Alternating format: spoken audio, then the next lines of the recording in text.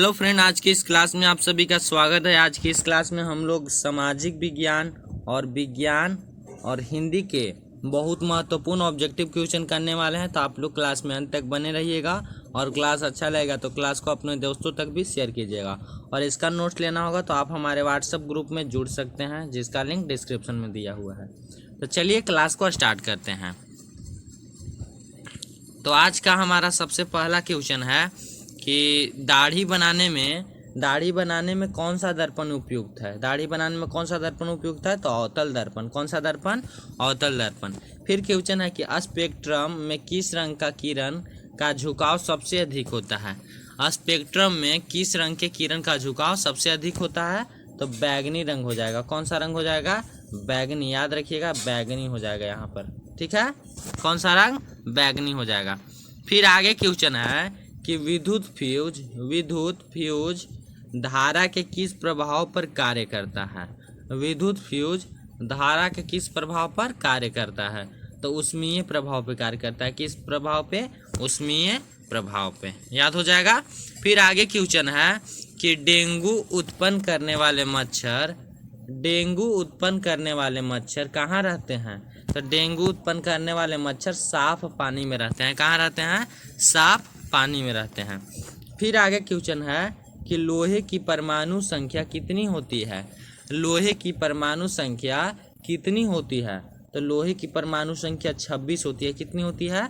26 होती है। और इसका संकेत होता है Fe। ठीक है, क्या संकेत होता है? Fe। क्लियर होगा। फिर आगे चलते हैं। आगे भी विज्ञान से ही प्रश्न है कि प्रकृति में ऑक्सीजन का संतुलन कैसे होता है। प्रकृति में ऑक्सीजन का संतुलन कैसे होता है? तो प्रकाश संश्लेषण क्रिया द्वारा ऑक्सीजन का संतुलन होता है। याद हो जाएगा। फिर आगे है कि मानव हृदय में कितने कोष्ठ होते हैं। मानव हृदय में कितने कोष्ठ होते हैं? तो 4 कोष्ठ होते हैं। कितने? 4 कोष्ठ होते हैं। फिर आगे है कि मानव हृदय का औसत प्रकुंचन दाब क्या होता है। मानव हृदय का औसत प्रकुंचन दाब कितना होता है? तो 120 mmHg। ठीक है, याद हो जाएगा। और यह सब क्वेश्चन बहुत महत्वपूर्ण है, तो आप लोग याद कर लीजिएगा। फिर आगे है कि पौधों में वाष्पोत्सर्जन किस भाग में होता है, यानी वाष्प का उत्सर्जन कहाँ से वाष्प निकलता है? तो पत्ता से। कहाँ से? पत्ता से। याद हो जाएगा। फिर है कि हाइड्रा में प्रजनन की कौन सी विधि पाई जाती है। हाइड्रा में प्रजनन की कौन सी विधि पाई जाती है? तो मुकुलन हो जाएगा। क्या हो जाएगा? मुकुलन। ठीक है, क्या हो जाएगा? मुकुलन। हाइड्रा में कौन सी विधि पाई जाती है प्रजनन की? तो मुकुलन विधि। फिर विज्ञान से और क्वेश्चन है कि कोई विलयन लाल लिटमस को नीला कर देता है, तो उसका पीएच मान कितना होगा। कोई विलयन लाल लिटमस को नीला कर देता है, यानी उसका पीएच मान कितना होगा? तो 7 से अधिक, यानी विलयन कैसा होगा? क्षारीय। कैसा होगा? क्षारीय हो जाएगा। ठीक है। और आगे है कि आधुनिक आवर्त सारणी में वर्गों की संख्या कितनी है। आधुनिक आवर्त सारणी में वर्गों की संख्या कितनी है? तो 18 है। कितनी है? 18। फिर है कि विद्युत धारा उत्पन्न करने की युक्ति को क्या कहते हैं। विद्युत धारा उत्पन्न करने की युक्ति को क्या कहते हैं? तो जनित्र कहते हैं। क्या? जनित्र कहते हैं। ठीक है। आगे है क्वेश्चन कि लघु पतन के समय परिपथ में धारा का मान होता है। क्या होता है?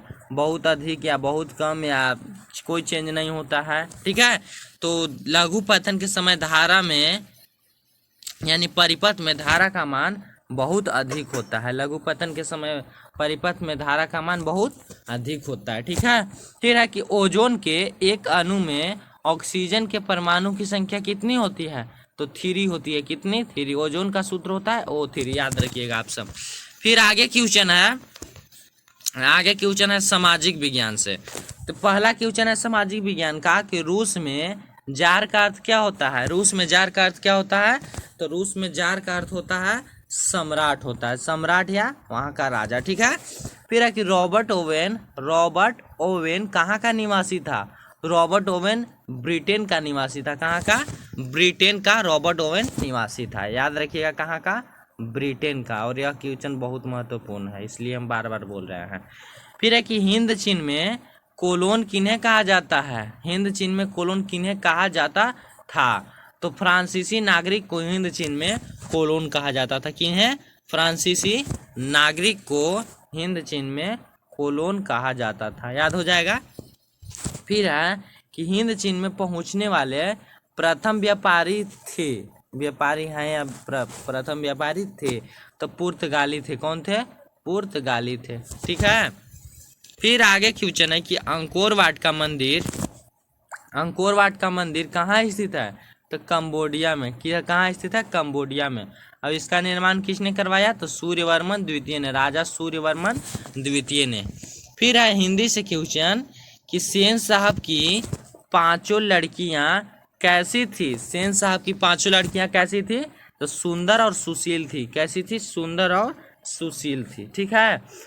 फिर है कि हितोपदेश का जर्मन में अनुवाद किसने करवाया? हितोपदेश का जर्मन में अनुवाद किसने करवाया? तो मैक्स मूलर ने। किसने? मैक्स मूलर ने।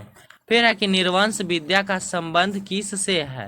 निर्वंश विद्या का संबंध किससे है? तो मानव विज्ञान से है। किससे? मानव विज्ञान से है। ठीक है। फिर है कि मैक्स मूलर का जन्म कब हुआ? मैक्स मूलर का जन्म कब हुआ? तो 1823 में। याद हो जाएगा। 1823 में मैक्स मूलर का जन्म हुआ। और फिर आगे लास्ट क्वेश्चन है हिंदी का कि सर विलियम जोन्स समुद्री यात्रा करते हुए भारत कब आए? भारत कब आए? तो 1783 में। ठीक है। फिर है दूसरा क्वेश्चन कि यूरोप का मरीज किसे कहा जाता है? यूरोप का मरीज किसे कहा जाता है? तो तुर्की को कहा जाता है। और यह क्वेश्चन आप याद रखिएगा, बहुत महत्वपूर्ण है। फिर आगे क्वेश्चन है कि जर्मनी के एकीकरण के लिए कौन उत्तरदायी था? जर्मनी के एकीकरण के लिए कौन उत्तरदायी था? तो बिस्मार्क था। कौन था? बिस्मार्क। याद रखिएगा। फिर है कि इटली के एकीकरण के विरुद्ध कौन सा देश था? इटली के एकीकरण के विरुद्ध कौन सा देश था? तो कौन सा देश था? ऑस्ट्रिया था। कौन था? ऑस्ट्रिया। और ऑस्ट्रिया का चांसलर कौन था? अगर आपसे पूछे कि ऑस्ट्रिया का चांसलर कौन था, तो मेटरनिक। क्या बोलना है? मेटरनिक। और यह क्वेश्चन को और पूछता है कि मेटरनिक कहाँ का चांसलर था? तो ऑस्ट्रिया का। ठीक है, हो जाएगा आपसे। फिर आगे है कि जर्मनी के एकीकरण का प्रमुख वास्तुकार कौन था? जर्मनी के एकीकरण का प्रमुख वास्तुकार कौन था? तो बिस्मार्क था। कौन था? बिस्मार्क था। याद हो जाएगा आपको यह पांचों क्वेश्चन।